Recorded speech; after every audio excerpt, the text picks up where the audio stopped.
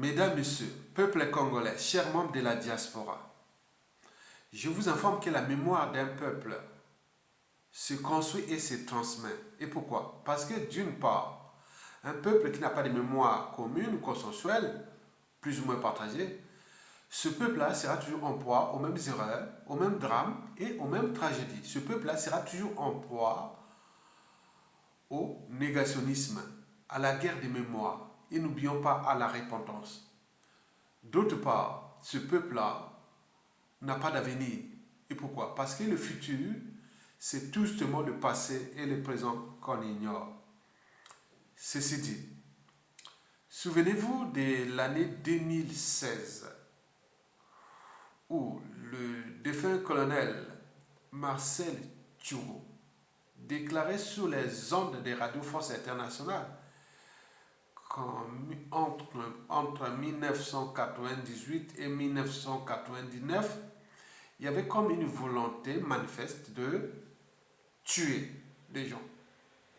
Pendant les opérations Mouebara, etc., après le coup d'État sanglant France-Afrique de Denis Sassou Nguesso du 5 juin au 15 octobre 1997, qui avait déjà coûté la vie à 30 000 Congolais.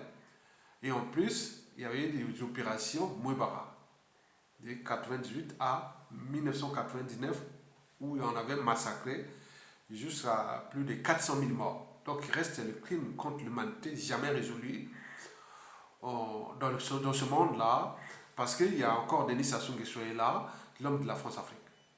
Et donc, le défunt Marcel Tchuro, qui s'occupait du renseignement militaire pendant ces opérations-là, avait déclaré sous les ondes des radios France internationales, RFI, ceci, que lui, en tant que patron du renseignement militaire congolais, il avait constaté comme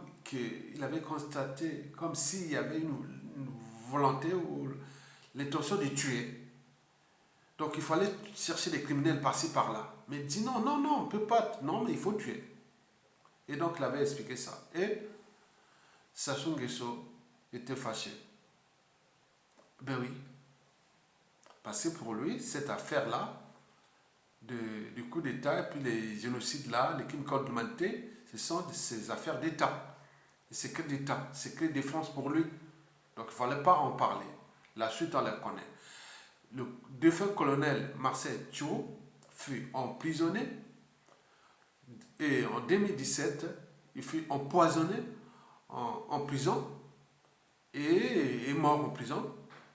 Et le corps a ramené le dictateur Labaoyo et à la surprise générale, c'est un ancien ami du campus Tchénima, dans le même dortoir, on dormait dans le même dortoir, le colonel Jean-Blaise Comeau, qui est allé prendre les restes des corps du défunt colonel Tchuro et ramener chez lui, aller faire sa déposition signée par la famille.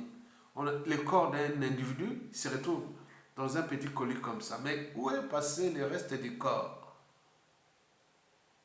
Et donc là, j'en étais vraiment choqué.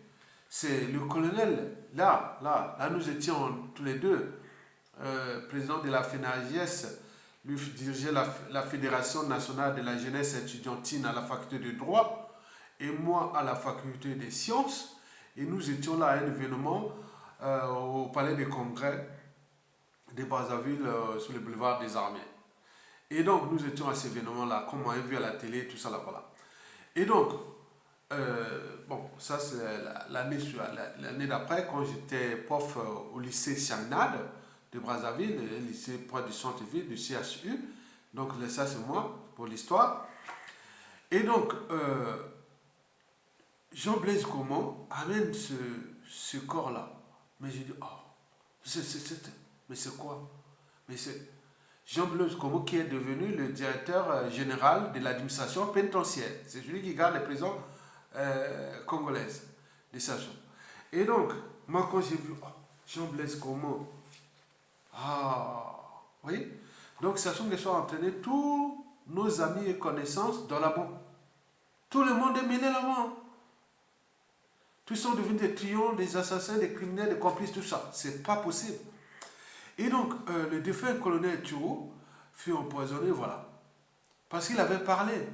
Ça devenait une affaire d'État. Les secrétaires d'État, ah oui, c'est Sassou Nguesso, je partirai, mais je ne laisserai pas les témoins de mes crimes.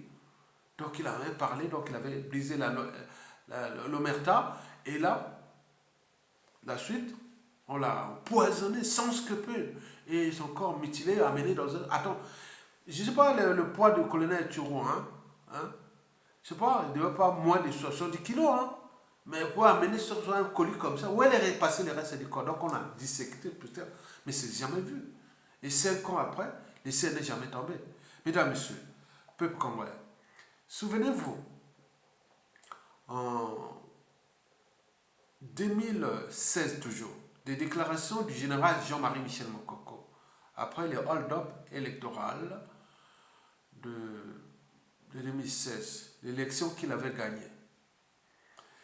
Et puisqu'il est arrivé premier, élection à un seul tour, il est arrivé premier. On est bien d'accord? Bon.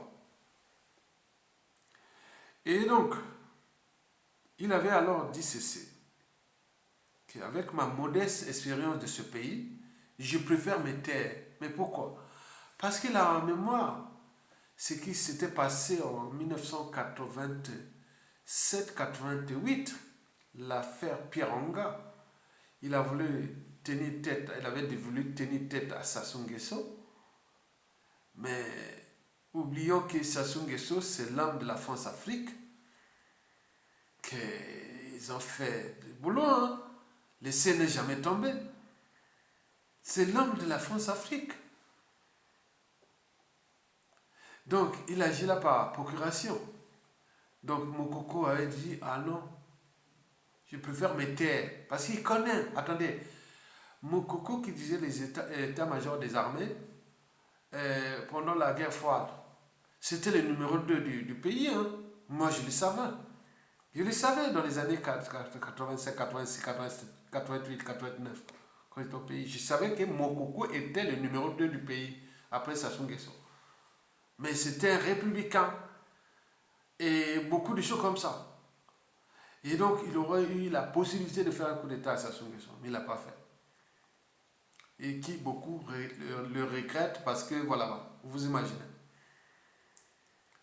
Et donc, Jean-Marie Michel Mokoko avait alors dit, ah, tiens, je peux faire mes taire parce que je suis en présence d'un personnage qu'il connaît très bien. Il est sans scrupule pour tuer. En plus, il a le soutien de la France. Vous imaginez. Et donc, vous avez vu la suite, on la connaît.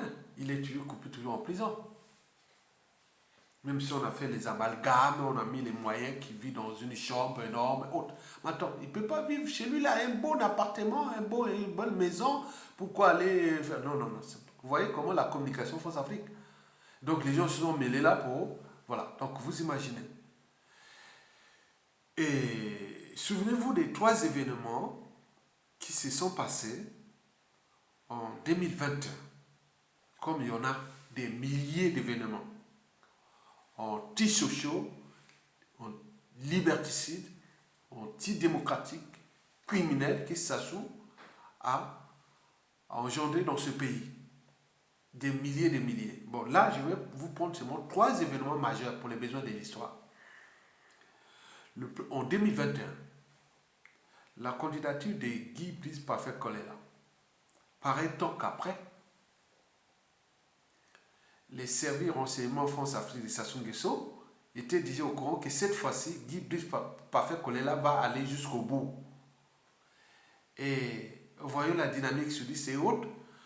Vous avez vu, Sassou avait lancé son sous-fif, Firmin Ayessa, pour aller menacer Guy Brice Parfait Kolela. Mais la suite, on la connaît, puisqu'il avait déjà reçu le poison. Et on a éliminé sans scrupule. Et le corps traîné dans les avions jusqu'à passant par le Tchad, l'Algérie et jusqu'au Bougé, où il est enterré quelque part ici en région parisienne. Sans scrupule. Le ciel n'est pas tombé. N'est jamais tombé. C'est l'homme de la France-Afrique. Oh, ah ben oui, on tue par procuration. Souvenez-vous de la candidature d'Albert Onyangue, l'ancien garde des corps de Denis Sassou Nguesso pendant Sassou Nguesso 1. Et donc, il s'était lancé dans la politique et il voulait vraiment appeler ce qu'il appelle la 5e colonne. La 5e colonne, oui, mais qui n'est jamais venu à son secours. Et voilà. Et donc, comme Mokoko qui appelait aux armées, prenez votre responsabilité, rien du tout, ça ne bouge pas. Et Albert Onyangue, pareil, ça ne bouge pas. Et ben voilà. Et résultat des courses, en 2022, il fut empoisonné et tué. Et pourtant, c'est un bouchi. Sans scrupule. Et le ciel n'est jamais tombé. Et comme d'autres disent que nous aussi demain, le ciel ne tombera pas quand on va attaquer au Sassou Nguesso partout dans le monde. Le ciel ne tombera pas. C'est ça le danger. Le futur, c'est justement le passé et le présent qu'on ignore. Ben oui, nous sommes assis sur une bombe à retardement, une bombe à fragmentation, à sous-munition, un volcan explosif, les volcans des zones de subduction, qu'on voit dans les plaques de la cordillère des Andes, et tout au long de l'Amérique centrale, et l'Amérique du Sud, et surtout dans les zones d'Indonésie, les zones de subduction, ça crée des volcans explosifs. Donc nous sommes assis là, sur un volcan explosif parce qu'il y a trop de crimes, trop de contentieux historiques. Ouais. La 5e colonne, il appelle à rien du tout, personne ne bouge. Et il est parti. Et quelques mois après sa mort là, on le prend à zéro. Souvenez-vous, en 2021, des déclarations de Mathias Ndjan qui disait ceci: je ne me ferai pas voler ma victoire comme Mokoko. Eh bien oui. Je n'aimerais pas me faire voler ma victoire, comme le fut le cas de Mokoko.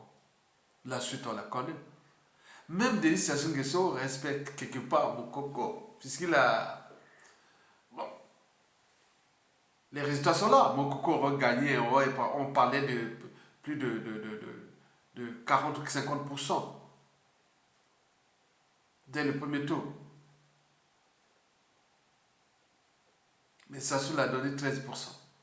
Ça, c'est ce qui retient dans l'histoire, qui est 13%.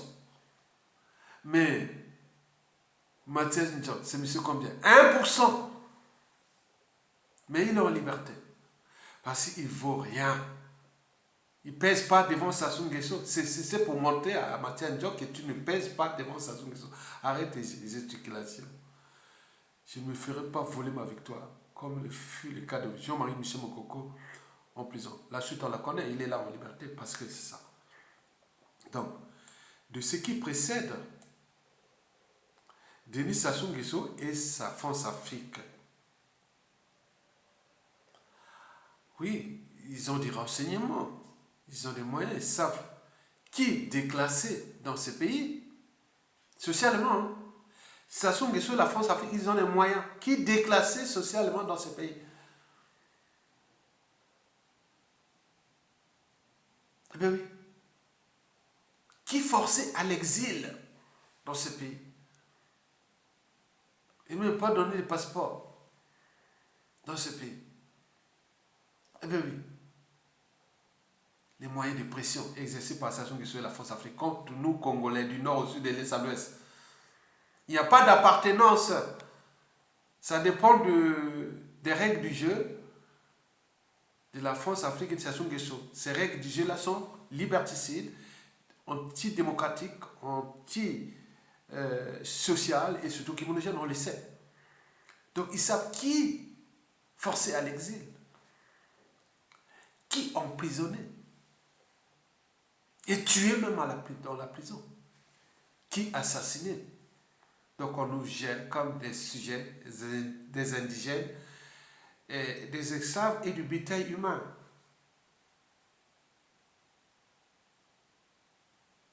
Vous savez que dans toute organisation, lorsqu'il y a un dysfonctionnement, c'est celui qui a la tête qui en est responsable. Les poissons pourrissent toujours par la tête.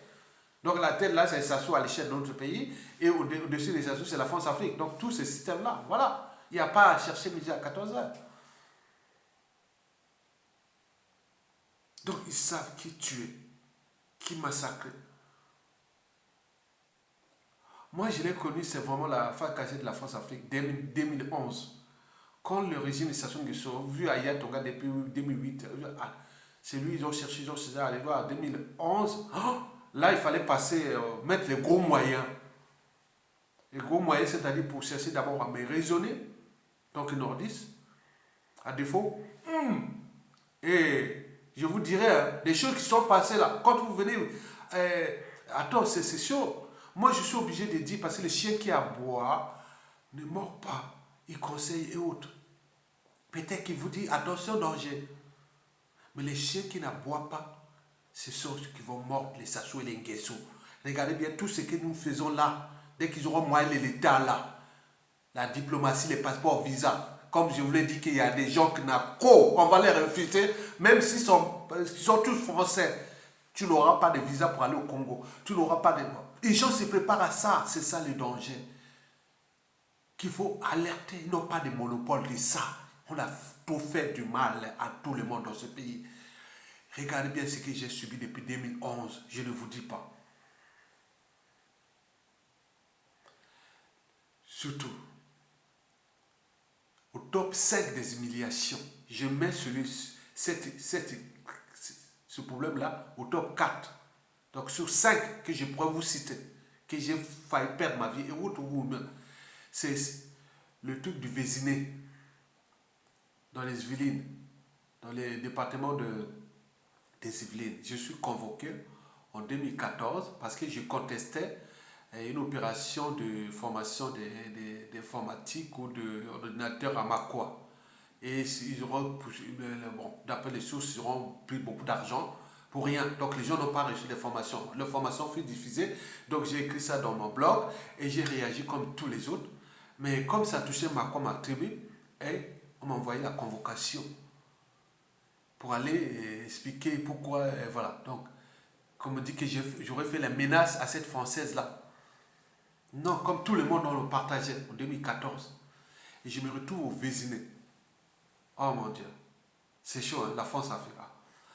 La femme commandante là.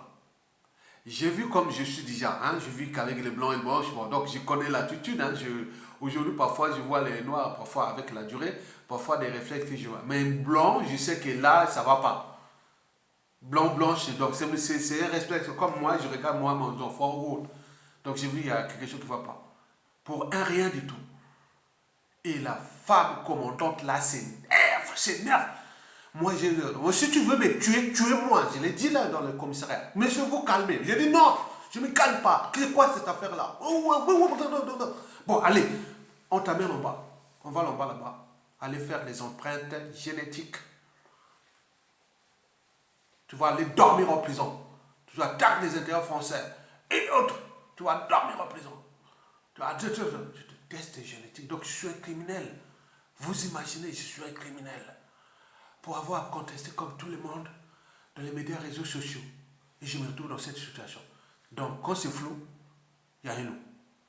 Et donc on attend là. Ce n'est pas le juge, le procureur qui devait être peut-être à Nanterre ou à Versailles.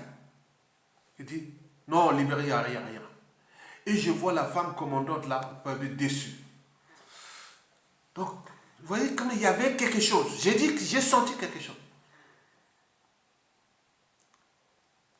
Et j'arrive dehors par colère. J'avais mon portable là. Je dis, ce jour-là, je disais, puis j'étais au Congo. Je suis au pouvoir au Congo. Non, j'étais vraiment dans un autre élément. J'ai cassé mon portable. Pourquoi me humilier comme ça, l'humiliation?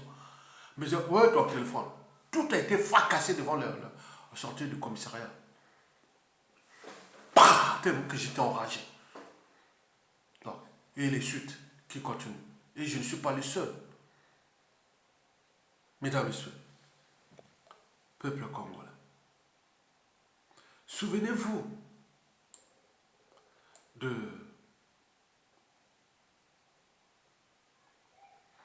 l'affaire Jean-François Ndengue.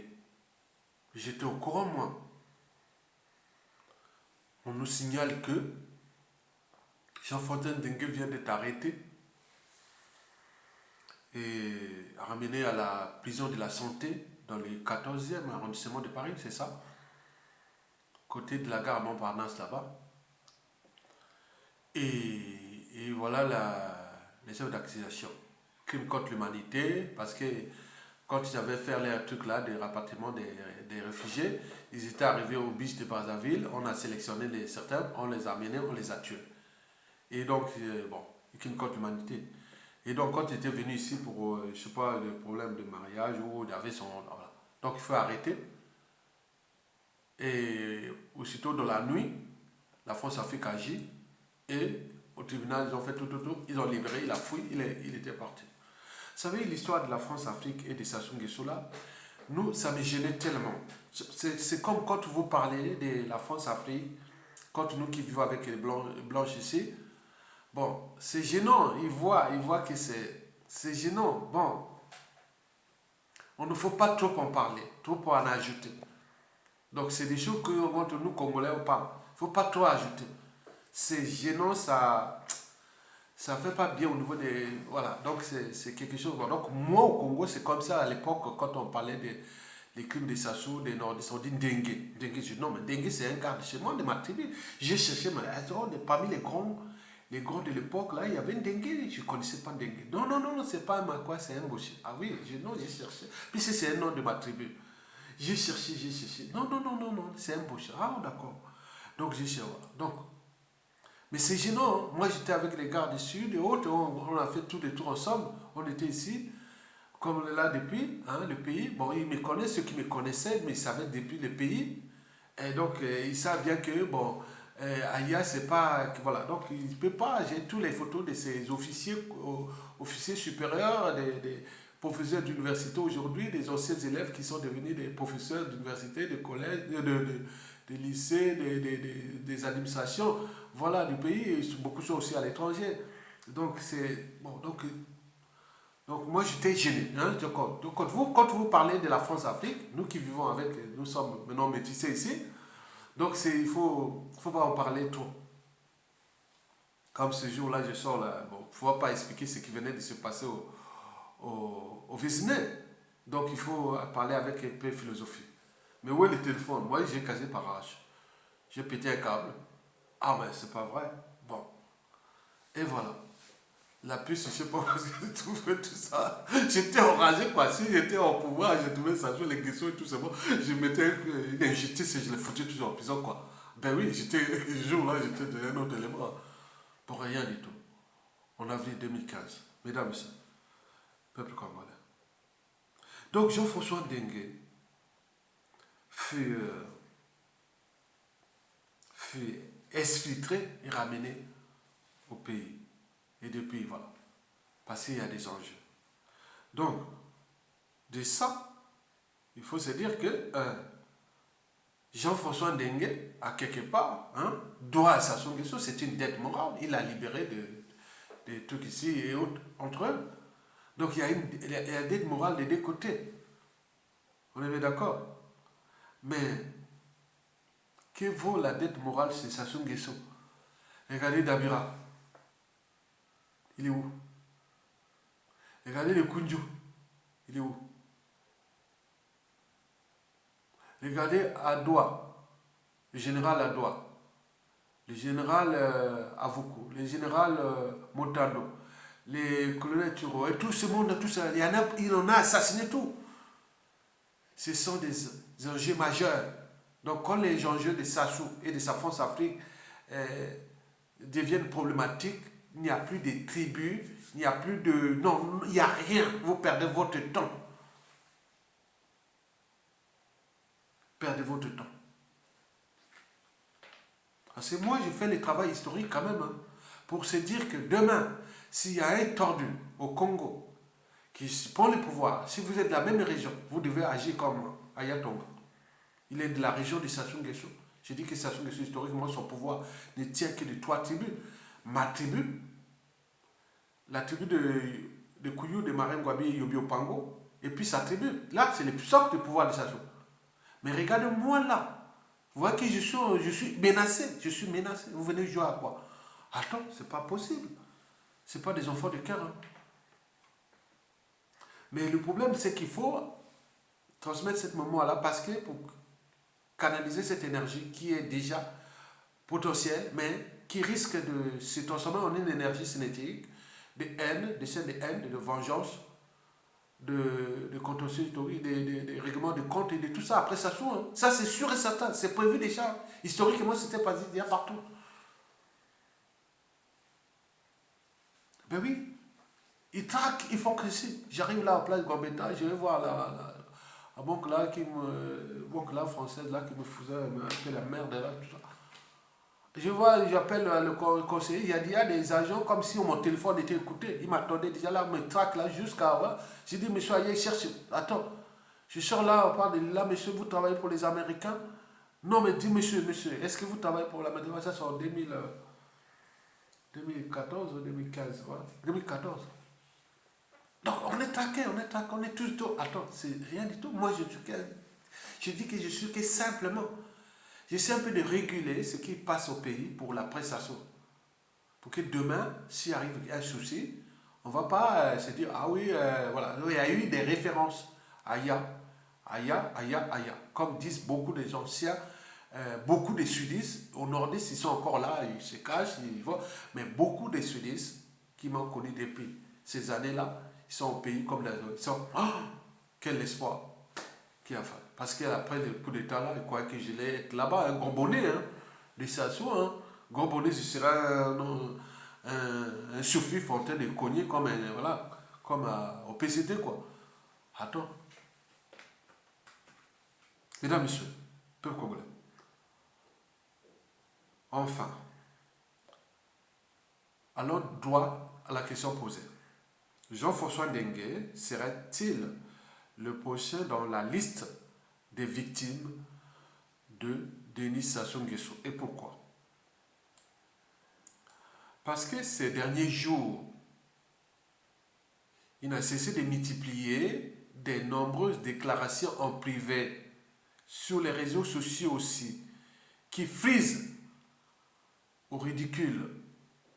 Oui, qui frisent le ridicule. Il a servi un pouvoir criminel. Il n'est pas le premier, ni le dernier, avant la chute de Sassou.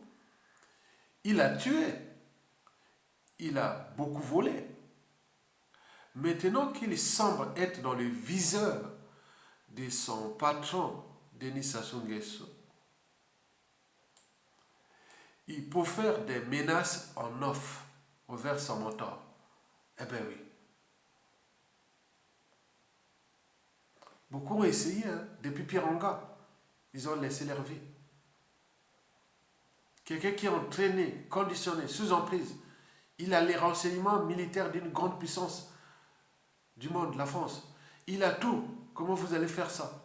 Attends, c'est pas aux esculents, voilà. Maintenant qu'il semble être dans le viseur de son patron, Denis Sassou Nguesso, il peut faire des menaces en off, en aparté, en secret. Oh, attends, parle maintenant publiquement. Onga avait parlé, Turo avait parlé. On en a vu, hein. Turo a parlé, bon, on voit la suite. Sur les ondes de Radio France Internationale en plus. Et au Pironga qui s'est montré en 87-88, on a envoyé toute une armée, des hommes venus du Gabon, de Marbongo, les traquer dans la forêt du Congo, à 2 pas de ma tribu, c'est-à-dire était à 72 km de ma tribu.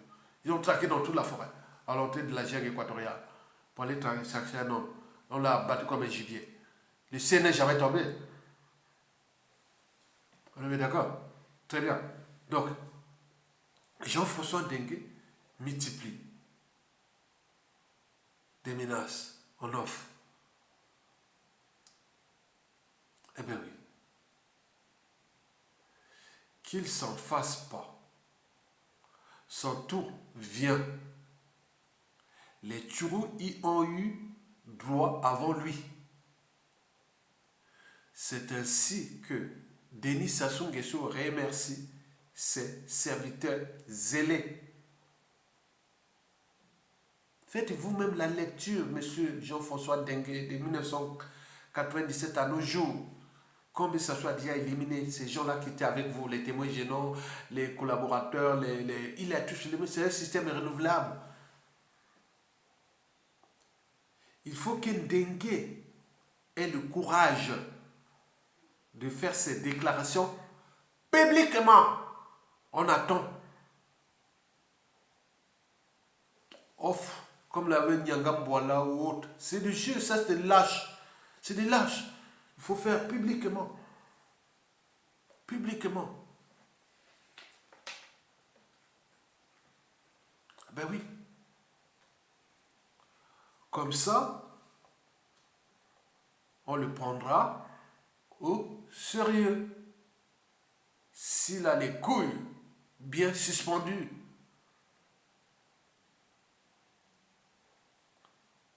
Ben oui. Donc, Ndengue doit prendre cette information au sérieux. Donc là, on toque Ndengue. Et c'est un double jeu autre. Mais, vous savez, avec ça, vous jouez au jeu de du chat et de la souris. Mais après le jeu du chat et de la souris, vient toujours celui du gendarme et du voleur. Donc de l'assassin et de la victime. Hein. Eh ben oui, hein.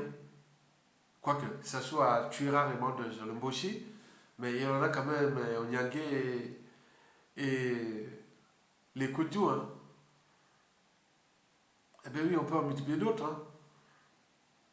Je dis que quand les intérêts, les enjeux de Sassou, c'est-à-dire de son mensonge, de sa mégalomanie et de son cynisme, et de ses soutiens France Afrique deviennent problématiques, sont menacés, il n'y a plus d'individus, de tribus, de ceci, ils tuent. Et vous continuez à jouer aux émotions, aux lâches et autres. Et voilà, un individu qui va laisser la merde parce qu'il a fabriqué des Sassoubis dans ce pays, ils sont dans toutes les tribus. Nous avions des gens qui avaient faire comme Sassou pareil, pourvu d'avoir l'appareil de l'État. Et les gens se préparent à ça, c'est pourquoi les gens sont calmes. Faites vous-même la lecture de la chute de la plupart des régimes politiques criminels ailleurs dans le monde historiquement. Même en Afrique, les régimes démocratiques arrivent comme ça. Entre eux, il y a des embrouilles.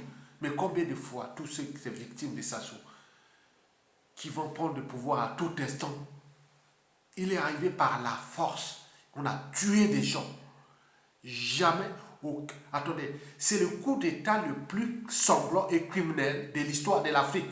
Faites vous-même la lecture des coups d'État d'Afrique. C'est le coup d'État le plus criminel, le plus sanguinaire de l'histoire de l'Afrique.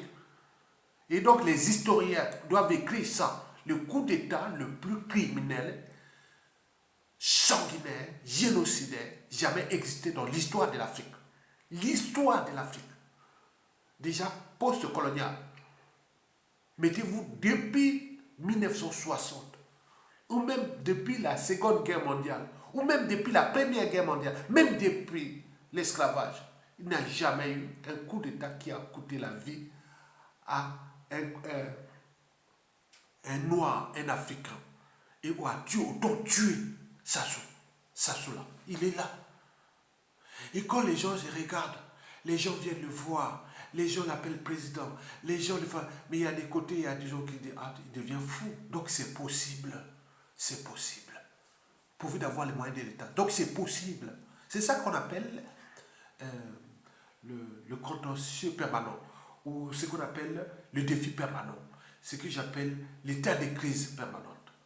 Ben oui, Sassou a pu faire ça, mais pourquoi pas moi? Regardez ça. Il y a des gens au creux de leur lit, quand ils se rasent le matin, c'est possible. Ayant l'appareil de l'État. Et comme l'on a fabriqué tellement de victimes, ces victimes devront se fédérer avec les moyens de l'État. Mais s'il n'y a pas, qu'est-ce que ça peut faire? Ce n'est pas aller tuer les gens massivement, mais c'est l'injustice que ces gens-là pourront apporter à ces gens-là. Au niveau administratif, au niveau des institutions, au niveau point. Donc nous sommes là dans la nasse. Tous, à cause d'un individu et d'un système France Afrique. Et donc vous devez en tenir compte du danger. de l'après. Parce que nous, individuellement et collectivement, on va laisser notre vie. On a dit, il y a combien de capitales décédés, combien de membres de la famille et autres qui sont déjà morts là-bas. Et combien, dans toutes les familles, ne mourrez pas comme des idiots, chers Congolais. Avec, on joue aux émotions et à l'appartenance. Nous devons nous entendre d'abord comme un dénominateur commun. Et mettre d'abord hors d'état de nuire ce monsieur-là, qui est bien informé. Il a les meilleurs services secrets du monde. Mais après lui, combien d'autres victimes? Et surtout au niveau de son clan, puisque les gens se préparent, tout se prépare autour des clans. Ils vont être où? Ils vont attendre, c'est pas possible. On vous demande de prendre votre responsabilité au niveau clanique, au niveau du dispositif de Sassou, le mettre en état de nuit pour penser demain. Je voulais répéter ça plusieurs fois. Hitler, en 1918, à la fin de la Première Guerre mondiale, était sorti caporal-chef, certes, mais il n'avait pas digéré l'humiliation de la France par, à travers la Société des Nations. On avait tout réduit pour l'Allemagne. Vous le savez très bien. Comme 1940, ce jour-là, dans la forêt de Rotonde, à Compiègne, quand il humiliait la France. Et ces histoires comme ça, ils ont existé depuis que le monde est monde. Donc n'humilie personne. Parce que celui qui humilie peut oublier, mais celui qui porte les cicatrices n'oubliera jamais. Donc ne tue personne comme ça gratuitement parce que tu n'as pas le monopole de tuer. Tu n'as pas le monopole. Tu n'as pas de monopole de tuer. Eh bien oui. Donc, nous sommes dans une situation néocoloniale où le but de la condition humaine n'a plus de sens ni de signification, puisque on tue, on prive les uns des autres de citoyenneté, on force à l'exil sans passeport ni visa, on force plein de choses comme ça. Qu'est-ce que ça peut faire? C'est à nous, individuellement et collectivement, de prendre notre responsabilité. Nous, on était la génération vraiment bien éduquée, quand j'étais jeune. Allez, donc, nous devons retrouver notre place, la place du Congo éternel. Et doit commencer par la mobilisation générale contre le régime. Et nous allons traiter ça. Nous avons un élément commun, ça. Il va partir. Il va faire, il cherche, les gens envoient les messages. Attention au Bomayo, il va te tuer. Mais il peut me tuer, il n'y a pas de problème. Ils ont cherché là, ils cherchent là. Moi, je n'ai pas un problème. J'ai donné des informations codées à tout ça. Oui. Donc, chacun de nous a des informations codées. Que si ça arrive comme ça, comme disait un compatriote, là, oh mon Dieu. Il a dit qu'ils ont tué un membre de sa famille là, Gatineau. Il dit qu'à la fin de cette que j'en aurais 10 par tous les moyens pour les éliminer. Vous voyez, chaque individu qui dit qu'ils ont tué un membre de la famille, moi j'en ai 10 pour après ça. Mais comment vont-ils vivre quand les moyens de renseignement intérieur, les moyens de renseignement extérieur, la diplomatie, les institutions, l'administration, et tout se remet dedans? Ça va pas ça. Mais le monde entier, il va faire quoi? Ah tiens, on a tué 10 personnes au Congo, on a tué 40 personnes au Congo, mais ça on a tué 400 000, 800 000.